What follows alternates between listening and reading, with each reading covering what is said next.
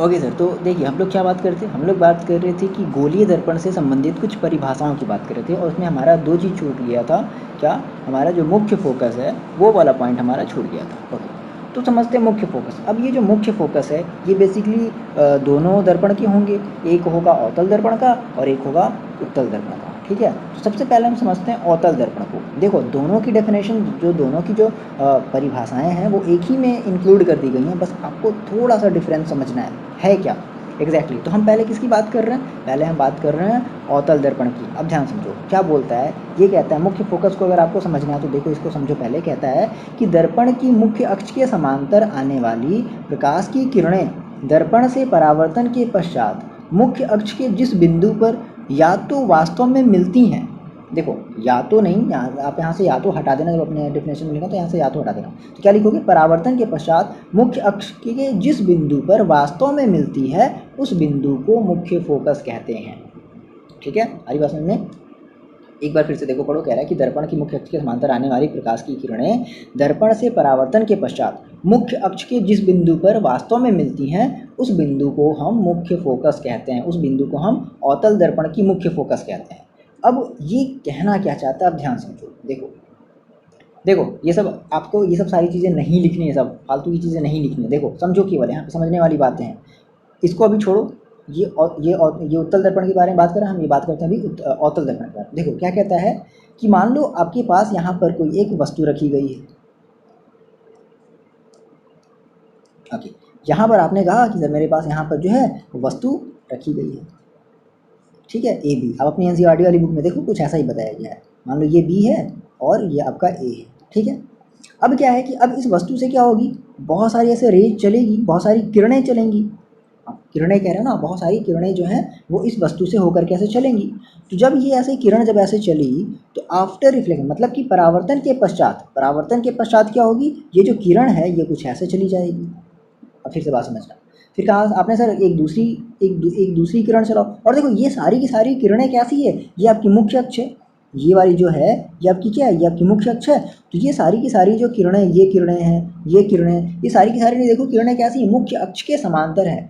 तो ये वही तो डेफिनेशन बोल रहा था कि मुख्य अक्ष के समांतर चलने वाली किरणें, मुख्य अक्ष के समांतर चलने वाली किरणें परावर्तन के पश्चात, देखो इसका परावर्तन हुआ, इसका भी परावर्तन हुआ, इसका भी परावर्तन हुआ, इसका भी परावर्तन हुआ, तो परावर्तन के पश्चात ये सारी की सारी क्या कर रही है, सारी की सारी किसी एक बिंदु पर मिल रही हैं। आगे बात समझ में, ये सारी की सारी जो किरणें हैं ना वो परावर्तन के पश्चात क्या हो रही हैं, वो किसी एक बिंदु पर मिल रही हैं।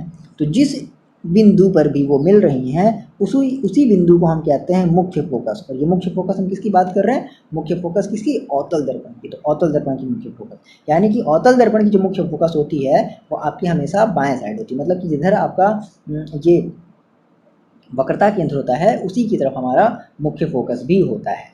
ये बातें आपको समझ में आ गई। ठीक है, कि अवतल दर्पण की मुख्य फोकस क्या है। ठीक, अब हम बात समझते हैं उत्तल दर्पण की मुख्य फोकस।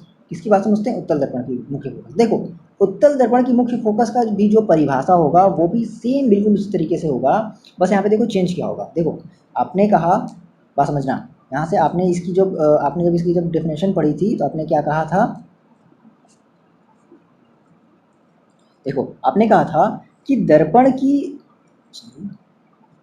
दर्पण की मुख्य अक्ष के समांतर, सेम वही चीज़ डेफिनेशन देखो रहेगी। जब हम किसी बात का, आप अपनी कॉपी में हेडिंग डाल लो उत्तल दर्पण की मुख्य फोकस, ये हेडिंग डाल लिया। अब इसके अंडर में देखो क्या लिखोगे, दर्पण की मुख्य अक्ष के समांतर आने वाली प्रकाश की किरणें दर्पण से परावर्तन के पश्चात मुख्य अक्ष के जिस बिंदु पर, बस यहाँ तक, मुख्य अक्ष के जिस बिंदु पर, अब उसके बाद यहाँ से देखो, मुख्य अक्ष के जिस बिंदु पर मिलती हुई प्रतीत होती है, मिलती हुई प्रतीत होती है, मतलब कि ऐसा लगेगा कि ये कहीं से आ रही हैं, प्रतीत हो रही हैं, मतलब आपको आभासी, मतलब आपको आभास होगा, आपको मतलब एग्जैक्टली नहीं होगा कि नहीं यहीं से आ रही, नहीं, आपको ऐसा फील होगा कि अच्छा ये तो यहाँ से आ रही हैं, आभास होगा। ठीक है, मिलती हुई प्रतीत होती है, तो उस बिंदु को दर्पण का, उत्तल दर्पण का मुख्य फोकस कहते हैं। ये आपका हो जाएगा परिभाषा। अब समझो इसको सर कैसे बताते हैं, बनाते कैसे हैं। तो आपने कहा सर मेरे पास देखो, ये आपने एक उत्तल दर्पण बना लिया, तो पहले उत्तल दर्पण तो बना लो कॉपी में अपने, आपने उत्तल दर्पण बना लिया, ये आपने इधर पॉलिशिंग कर दी। अच्छा, अब मान लो यहाँ पर कोई एक वस्तु रखी हुई है, यहाँ पर कोई एक वस्तु रखी गई है। अब इस वस्तु से क्या होगी, ये रेज चलेगी ऐसे, और ये रेज अब किधर जाएगी भाई, अब ये इधर ऐसे होगी ना डिफ्लेक्ट, इसका जो परावर्तक तल है वो इस तरफ है, तो इस तरफ से परावर्तित होगी। ये किरण आई और ये किरण आई, ऐसे परावर्तित हो गई, ये किरण आई ऐसे परावर्तित हो गई, ये देखो किरण आई और सिमिलरली फिर ये ऐसे ही चली गई, फिर ये किरण आई और बेसिकली ये ऐसे परावर्तित हो गई, ये वाली किरण ये ऐसे परावर्तित, ये चीज़ समझ में आई। अब क्या हुआ, अब देखो क्या ये जो किरणें हैं क्या ये कहीं भी मिलेंगी क्या, कहीं भी नहीं मिलेंगी, ये और ऐसे फैलती जा रही हैं, है ना, फैलती जा रही हैं, कहीं भी नहीं मिलेंगी। लेकिन अगर हम इन किरणों को पीछे की तरफ अगर बढ़ा दें, देखो पीछे की तरफ बढ़ा दें, ये बढ़ाया, ये बढ़ाया, ये बढ़ा दिया, ठीक है, ये बढ़ा दिया, तो इन किरणों को जब हम पीछे की तरफ बढ़ाते हैं तो ये किसी एक बिंदु पर मिलती हुई प्रतीत होती हैं। प्रतीत क्यों होती है, मैंने क्यों कहा प्रतीत होती है, क्योंकि अब ये मिरर का ये वाला जो पोर्शन होता है, इस पीछे वाला जो पोर्शन होता है, भाग होता है, इस पोर्शन को, इस भाग को हम कहते हैं आभासी दुनिया, ठीक है। ये रियल वर्ल्ड नहीं है, ये रियल वर्ल्ड है, ये रियल वर्ल्ड। तो क्या होता है, मिलती हुई किसी बिंदु पर या फिर किसी बिंदु से आती हुई प्रतीत होती हैं। देखो ये बिंदु से आती हुई क्या हो रही है, ये बिंदु से आती हुई प्रतीत हो रही है, इसी बिंदु को हम उत्तल दर्पण की मुख्य फोकस कहते हैं। बस यही सिंपल सा डेफिनेशन है, आप लिखोगे, याद रखोगे, समझे रहोगे, चाहे आप जो कह लो। तो इतनी बातें आपको समझ में आ गई कि जो हमारी मुख्य फोकस है किसकी, अवतल दर्पण की और उत्तल दर्पण की, हम उसको कैसे डिफाइन करेंगे और कैसे समझेंगे, ठीक है। मुख्य देखो इस वाले उत्तल दर्पण के केस में जो मुख्य फोकस है वो भी सेंटर ऑफ इसकी तरफ है, वक्रता केंद्र की तरफ है, ठीक है। चलो इतनी बातें सर आपको समझ में आ गई। अब यहाँ से एक और इसका डेफिनेशन समझ लो, फोकस दूरी होता कुछ नहीं है। आपने कहा कि मुख्य फोकस को सर हम डिनोट कर रहे हैं कैपिटल एफ से, जिस तरीके से आपने वक्रता त्रिज्या बनाया था, देखो वक्रता आप इसी में देख लो, वक्रता त्रिज्या क्या थी आपकी, यहाँ से लेकर के यहाँ तक की डिस्टेंस को आपने क्या कहा था, वक्रता त्रिज्या कहा था, जिसको आपने आर से रिप्रेजेंट किया था, कैपिटल आर से। सिमिलरली इस वाले केस में भी पोल से जो हमारी ध्रुव है, ध्रुव से लेकर के जो सी है, सी तक के बीच की जो दूरी होती है उसको हम क्या कहते हैं, वक्रता त्रिज्या कहते हैं। तो अब क्या है, अब इसमें एक नया वर्ड आ गया फोकस, फोकस दूरी, ठीक है, जिसको हम फोकल लेंथ कहते हैं। तो सिंपली जैसे वक्रता केंद्र से पोल के बीच की दूरी को आपने कहा था वक्रता त्रिज्या, सिमिलरली फोकस से पोल के बीच की जो दूरी होगी उसको हम कहेंगे फोकस दूरी, क्या कहेंगे, फोकस दूरी, है ना। तो फोकस दूरी क्या हो जाएगी, दर्पण के ध्रुव से, देख लो वही मैंने जो डेफिनेशन आपको बताई है वही है, आप बस फिगर देखो, डेफिनेशन बनाओ, फिगर देखो, खुद की परिभाषाएं बनाओ, ठीक है। याद करने की, रटने की एकदम भी जरूरत नहीं। हाँ ये है कि आप इसको रिविजन जरूर करना है।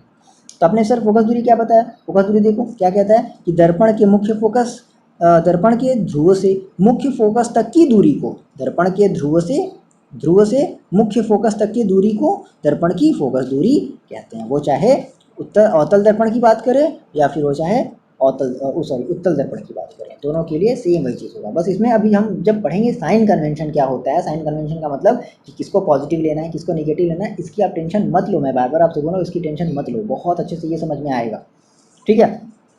तो ये आपका हो गया, ठीक है, बेसिकली फोकस दूरी की हमने बात कर ली। यहाँ से एक बेसिक सा और टर्म समझ लो, कहता है कि दर्पण की वक्रता त्रिज्या तथा फोकस दूरी में संबंध, क्या, कुछ नहीं है, बहुत आसान है, सब फालतू की बातें सब नहीं लिखनी है, कुछ भी नहीं लिखना है, बस आप इतना समझो। कहने का सीन ये क्या कहता है कि जो दर्पण की जो फोकस दूरी है, ठीक है, that is F small F. देखो फोकस दूरी को हमेशा हम स्मॉल एफ से डिनोट करते हैं, स्मॉल एफ से, याद रखना, फोकस दूरी को हमेशा हम स्मॉल एफ से डिनोट करते हैं, याद रखना, स्मॉल एफ, एनसीईआरटी आपकी अपनी अपनी बुक में देखो। अच्छा ये कहता है कि अब हमें ये समझना है कि ये जो फोकस दूरी है दैट इज यानी कि जो स्मॉल एफ है, ठीक है, जो स्मॉल एफ है और आर में क्या रिलेशन है। देखो आपने कहा सर आर जो है वो आर यहाँ से लेकर के, इस ध्रुव से लेकर के यहाँ तक आर है, ठीक है, यहाँ से लेकर के यहाँ तक आर है, और जो फोकस दूरी है वो लेकर के यहाँ से लेकर के यहाँ तक है। तो जब मेज़र किया गया है ना, एग्जैक्टली जब मेज़र किया गया इंस्ट्रूमेंट के थ्रू, तो ये पाया गया कि अगर हम फोकस दूरी का जस्ट डबल कर दें, क्या कर दें, फोकस दूरी का जस्ट हम 2 गुना कर दें तो हमारी वक्रता त्रिज्या मिल जाएगी।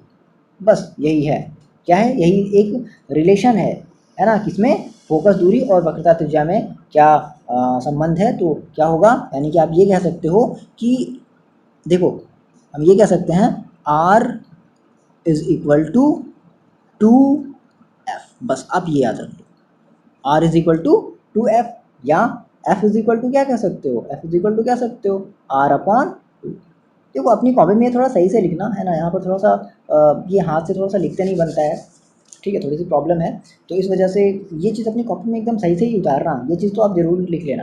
तो ये एक सिंपल सा रिलेशन है फोकस दूरी और आर में, ठीक है। मतलब कि अगर हम फोकस दूरी को अगर हम जस्ट डबल कर दें तो हमारी वो किसके इक्वल हो जाएगी, वो हमारी वक्रता त्रिज्या की इक्वल हो जाएगी। वो चाहे आप तल दर्पण की बात कर लो या चाहे अवतल दर्पण की बात कर लो, दोनों के लिए कॉमन होगा ये फॉर्मूला, ठीक है। तो इतनी बातें समझ में आई, ठीक है। अब हम जो अगले चैप्टर में यानी कि अगले टॉपिक में हम जो पढ़ने वाले हैं, हम वो पढ़ेंगे कि किस तरीके से अब हम मतलब इमेज बनाना सीखेंगे, गोलीय दर्पण का हम इमेज बनाना सीखेंगे, किस तरीके से हम इमेज को बना सकते हैं। ओके, तो आप बने रहो मेरे साथ और देखते रहो ये सारी सारी वीडियो सीरीज जो भी आ रही हैं, अपलोड होती जा रही हैं, सारी सारी आप वीडियोज़ देखते रहो और अपने फ्रेंड्स मित्र गणों के साथ भी इसको शेयर कर दो, भाई बहनों के साथ भी शेयर कर दो, ठीक है। और लाइक और कमेंट जरूर करके बताओ कि आपको ये वीडियो कैसा लग रहा है, कैसा मतलब समझ में आ रहा है, नहीं आ रहा है, क्या हो रहा है, जो भी चीज़ें आप फ्री एकदम खुल करके बताओ, है ना, कि सर मज़ा आ रहा है, नहीं मज़ा आ रहा है, क्या आप कर रहे हैं, जो भी आप बताना चाहते हो फ्री होकर के बता सकते हो, ठीक है। ओके, पढ़ाई करते रहो, मिलते हैं नेक्स्ट वीडियो में।